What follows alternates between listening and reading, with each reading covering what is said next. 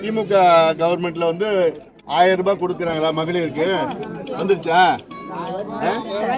அந்த 1000 ரூபாய் எந்த பணம் தெரியுமா?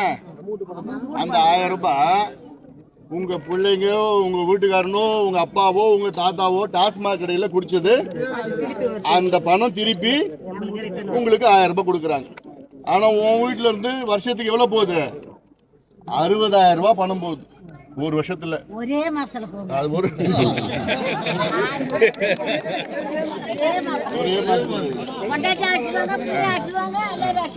அவ்வளவுதான். அதான் சொல்றேன். இல்ல இல்ல சொல்லுது. நீ வந்து அது நமக்கு ஒரே மாசத்துல நின்னா கேட்கறதுக்கு புள்ளியா அடிச்சு போனாங்க, கொண்டாட்டி அடிச்சுட்டாங்க. அதாவது பால் சுற்றி பொழுது வண்டி போனா களை வெட்ட போனா வெயில்ல வெட்டிட்டு கடை சாத்தனுங்க. அதுதான் எனக்கு அதுதான் வேணும். சாத்தனுங்க. அதனால சோறு ஓலைய வச்சுட்டு அரிசி போட்டா நான் கொடுக்க மாட்டேன் பேச்சு வரக்கூடாது.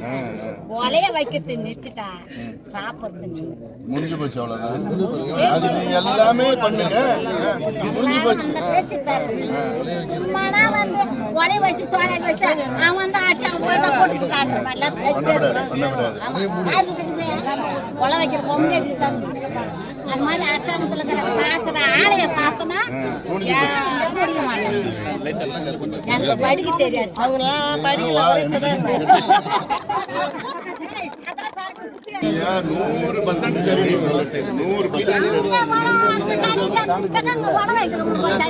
தமிழ்நாட்டில் இருக்க எல்லா பெண்களும் 1000 ரூபாய் கொடுக்குறாங்க, 1000 ரூபாய் கொடுக்குறேன்னு. ஆனா அவங்க வீட்டுல இருந்து நீ சொல்ற மாதிரி ஒரு மாதத்துல 40,000 ரூபாய் 50,000 ரூபாய் போகுது.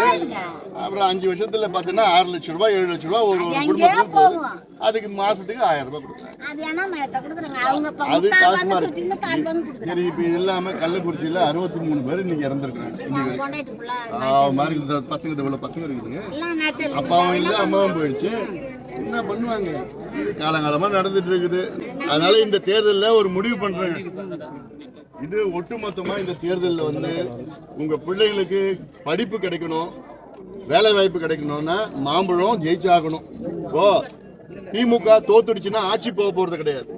ஆனா நம்ம ஜெயிச்சோம்னா நமக்கு அடுத்த மாசமே இடஒதுக்கீடு கிடைக்கும், சமூக நீதி கிடைக்கும். இந்த கடையெல்லாம் மூட சொல்லி எவ்வளவு போராட்டம் நல்லா பண்ணலாம். நம்ம அந்த தைரியத்தை கொடு. நீ எனக்கு தைரியத்தை கொடு. நீ கொடுக்குறியா?